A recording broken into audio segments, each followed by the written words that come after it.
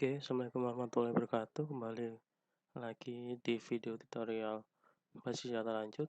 Kali ini kita akan membahas tentang explicit cursor pada database. Oleh saya, Ahmad Agus Salim, dari kelas 23 ITB dengan NLP 21031-21035. Dengan dosen pembimbing Rengga Asmara Eskom OCE. Oke, kita masuk aja langsung ke materi.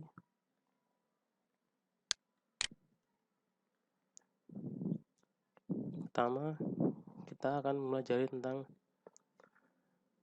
distinguish di antara sebuah implicit dan sebuah explicit cursor, dan mendiskusikan ketika dan kapan dan mengapa kita menggunakan sebuah explicit cursor. Kemudian bagaimana cara menggunakan sebuah PLSQL record variable, kemudian bagaimana cara menuliskan sebuah record untuk for dan perulangan for. Kemudian bagaimana tentang kursor.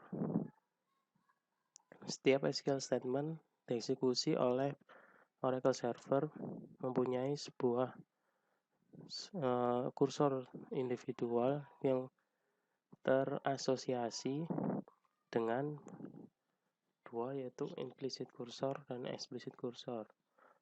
Implicit cursor yaitu mendeklarasi untuk semua data manipulasi language atau dan PLC select statement.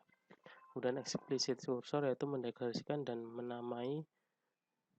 dinamai oleh programmer itu sendiri. Kemudian explicit cursor function terlihat pada gambar, yaitu kursor, kemudian pada active set, kemudian pada tabel.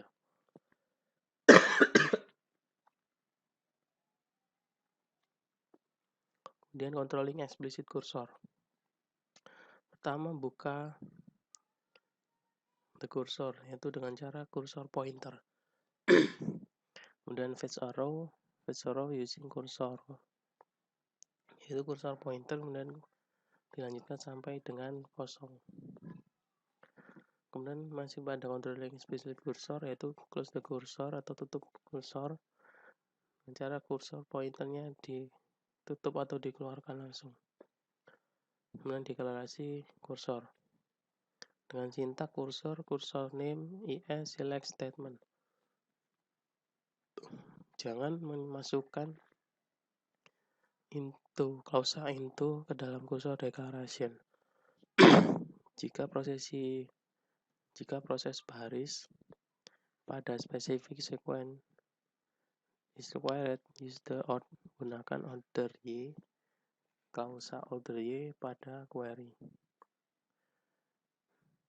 Sebagai contoh berikut, yaitu declare cursor employee atau EMP cursor is select employee ID, last name from employees. Cursor depth cursor is select bintang from department where location ID sama dengan 170. Kemudian bagaimana cara membuka kursor. Berikut sintak bagaimana cara membuka kursor, yaitu dengan open nama kursor name. Dengan cara open kemudian nama dari kursor. Kursor untuk membuka kursor atau mengeksekusi kursor. Untuk membuka kursor kita harus mengeksekusi query dan mengidentifikasi active setnya.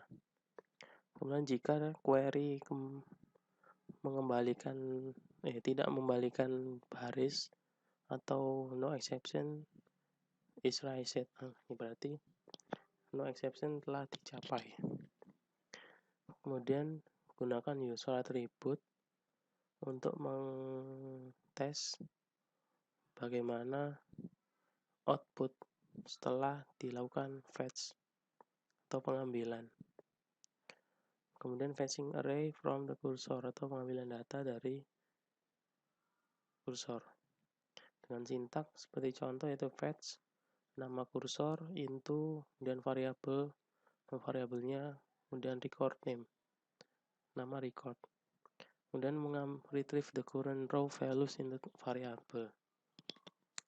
Berarti bagaimana cara menerima data atau menerima baris nilai suatu baris ke variabel. Kemudian include the same number of variable, yaitu dengan memasukkan nomor variabel yang sama. Kemudian match each variable to correspond to the column positionally, yaitu dengan cara mencocokkan beberapa variabel untuk saling berkorespondi untuk pada kolom positionally. Kemudian fetching masih pada fetching array from the cursor untuk menerima data dari kursor. Sebagai contoh dilihat pada gambar, yaitu dengan cara pada for clause block loop atau pulangan, yaitu dengan cara fetch emp cursor into emp null sama dengan v underscore ename exit when bla bla bla proses pada blok yang di bawahnya itu bagaimana cara proses retrieve data atau penerimaan data. Terus sekarang masuk ke closing the cursor, yaitu dengan sintak close cursor name atau dengan cara close kemudian nama dari kursor.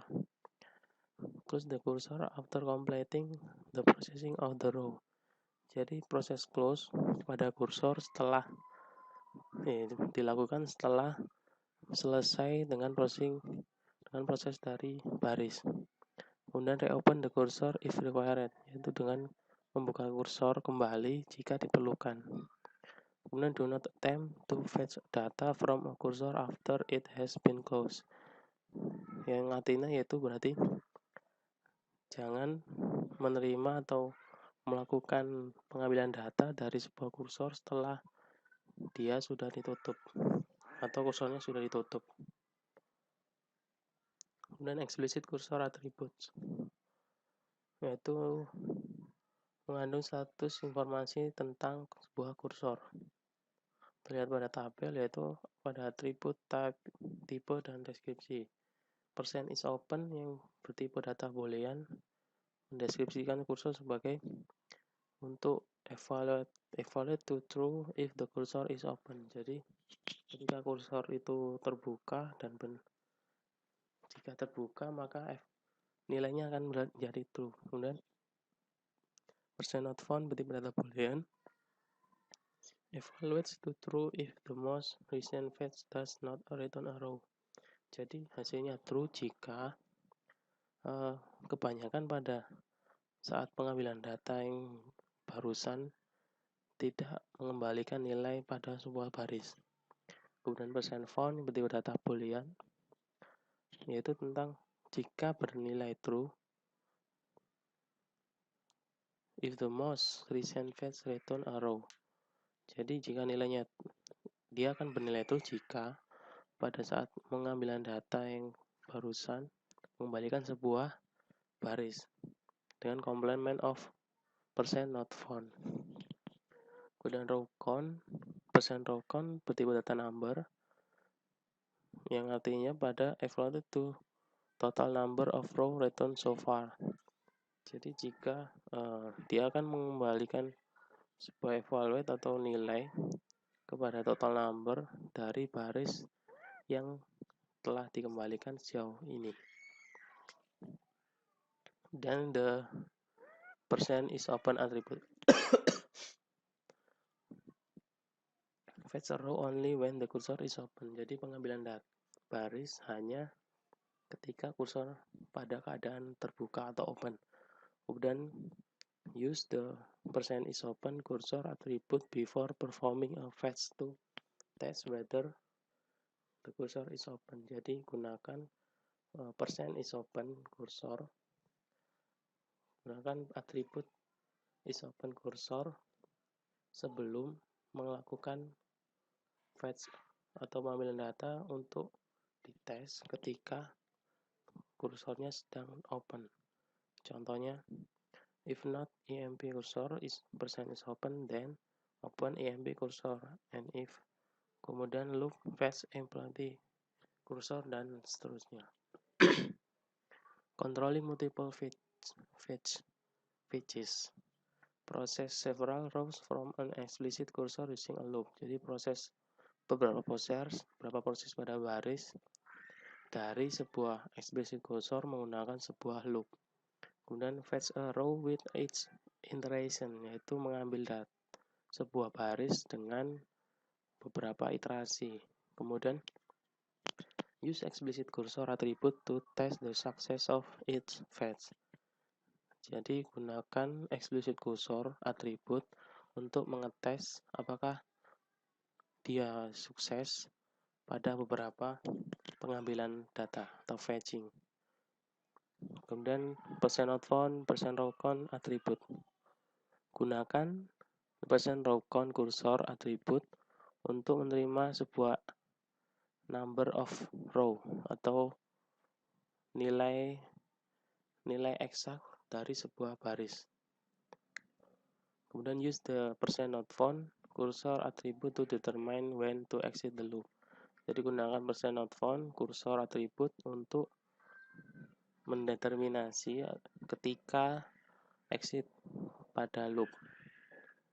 Sebagai contoh pada gambar, terlihat pada gambar yaitu fetch emp cursor into vNumber exit when emp cursor %row_count lebih dari 10 atau emp cursor %not_found.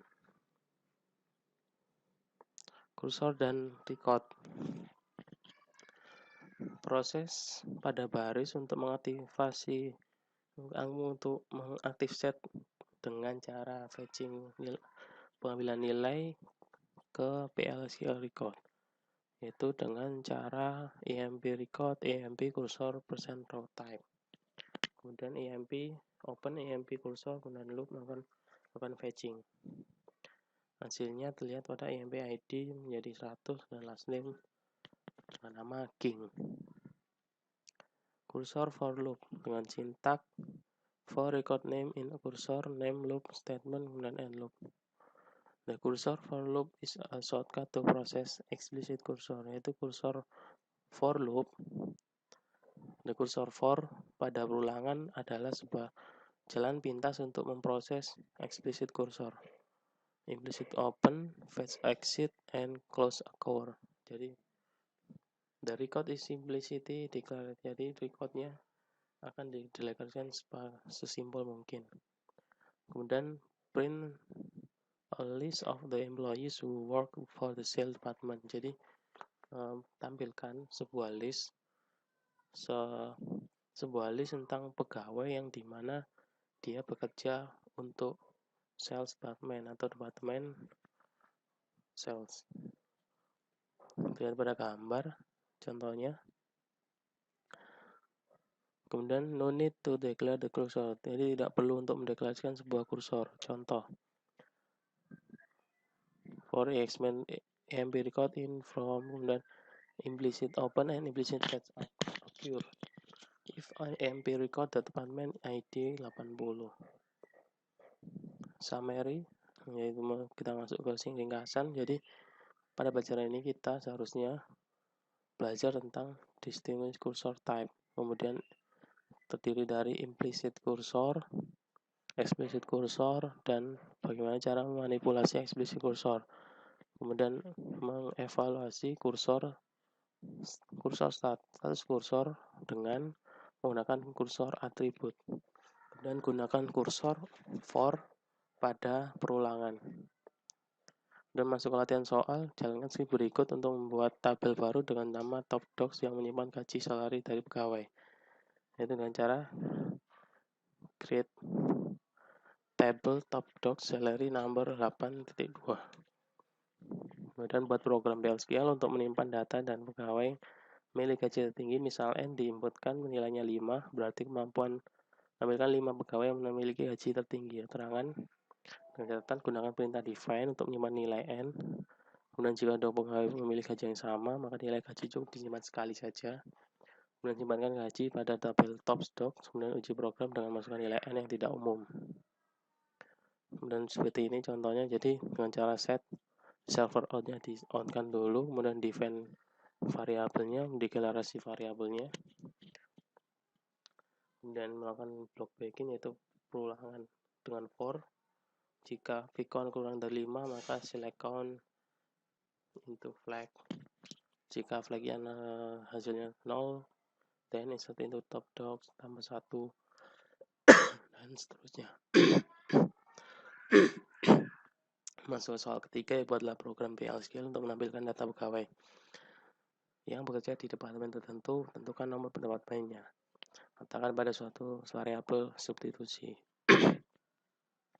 Jika pegawai kurang dari 5.000 dan jika member ID 101 atau 125, tampilkan pesan last name dan gaji yang perlu dinaikkan.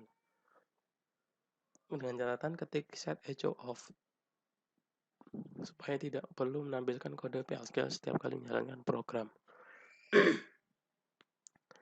Lihat pada gambar, yaitu dengan cara set echo off. Kemudian server outputnya di set on kan, mendefine nilai variabel, kemudian deklarasi kursor, kemudian lakukan looping untuk mencari pengecekan. Jika gajinya kurang dari 5.000 dan pegawainya terdapat pada 11 atau 124, akan dilakukan apa? Kemudian ditampilkan dengan DBMS output line. Oke, selesai untuk materi kali ini. Terima kasih, sampai jumpa di video selanjutnya. Assalamualaikum warahmatullahi wabarakatuh.